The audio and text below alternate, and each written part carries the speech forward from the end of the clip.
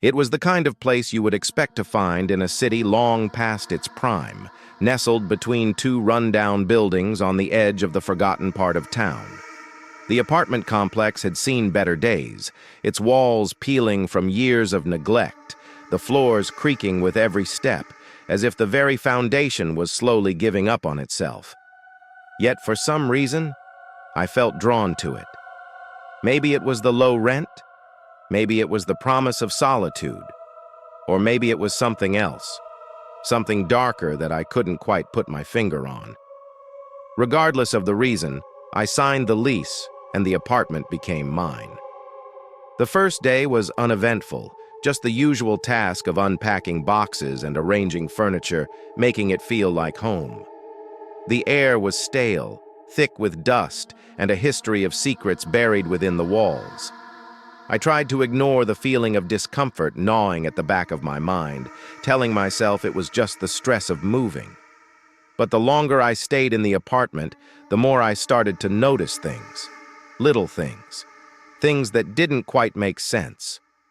At night, the apartment would grow eerily quiet, the kind of silence that felt suffocating. Sometimes I would hear faint footsteps from the hallway, a soft, shuffling sound, like someone was pacing back and forth outside my door. The first time it happened, I convinced myself it was just the building settling. But after a few nights, I began to wonder. Who else lived in this place? The apartment next door had been vacant when I moved in, and the others on the floor were all empty too, or so I thought. It wasn't just the sounds that unsettled me. It was the strange cold spots that would appear in the middle of the room, no matter where I moved. I would be sitting on the couch, reading or watching TV, and suddenly, the temperature would drop drastically, the air turning sharp and icy. It felt as if someone or something was standing right behind me, their breath cold against the back of my neck. I would turn around, half expecting to find someone there, but each time, the room would be empty. Then there were the shadows. They would flicker in the corners of my vision, too quick to catch directly, but always there, just out of sight. At first, I thought it was just my imagination, maybe from the dim lighting or the odd angle of the furniture. But the longer I stayed, the more distinct they became. Figures, faint and indistinct, moving through the rooms when I wasn't looking, their forms lingering in the corners, their eyes glinting in the half-light. One night, after hearing the footsteps again, I decided to investigate. Armed with nothing but a flashlight and my growing sense of dread, I walked down the hallway, my footsteps echoing against the cracked walls. The door to the apartment next to mine was closed, just as it had been every other time I'd passed by. But tonight, something was different. The door was slightly ajar, just enough for me to see a sliver of darkness on the other side. I hesitated, my hand frozen on the doorknob. My heart raced in my chest, and a cold sweat beaded on the back of my neck. Something felt wrong. It wasn't just the door, there was something else. A presence, heavy and oppressive, that seemed to hang in the air. I pushed the door open slowly, trying not to make a sound. The apartment was empty, just like the others. But as I stepped inside, I felt it. The unmistakable feeling of being watched. The room was freezing, colder than the hallway, colder than any place I had ever been. My breath fogged in the air as I moved deeper into the apartment.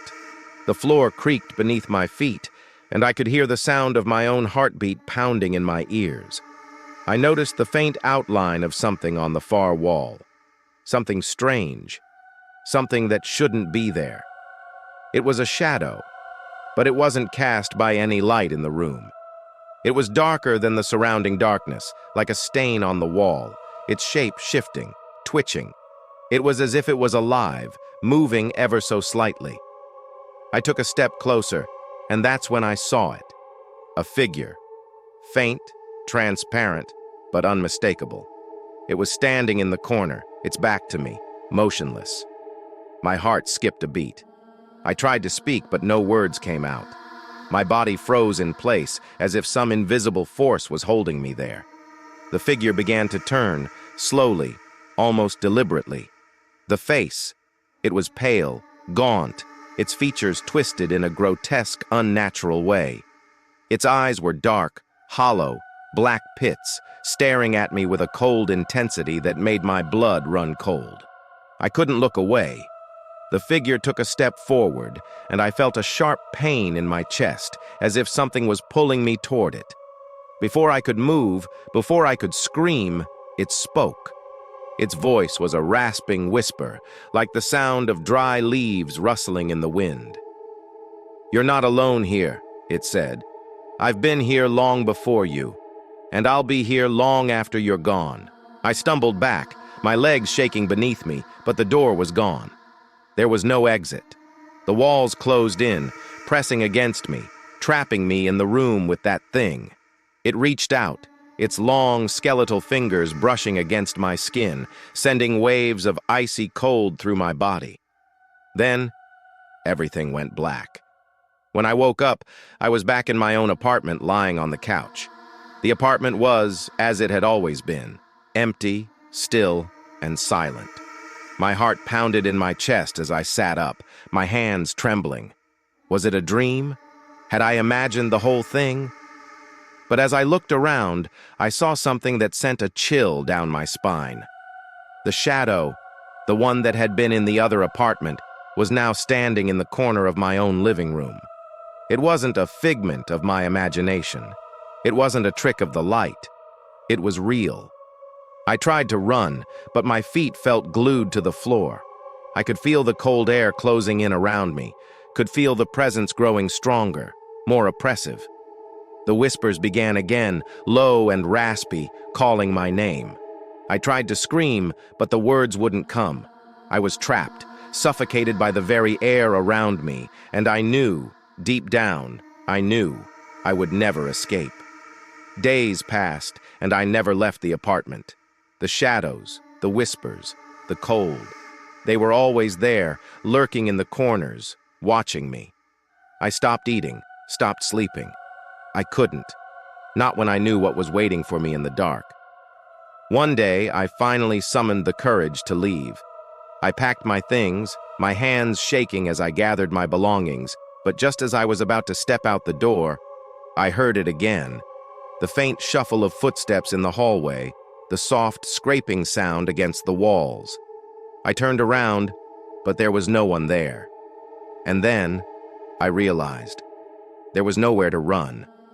The permanent resident of the apartment had already claimed me, and there was no escaping. The door slammed shut behind me, and I was alone in the darkness. The last thing I heard before everything went silent was the whisper, soft and insistent, in my ear. "You're mine now." And with that, I vanished into the shadows, just another permanent resident in the apartment that had never truly been empty.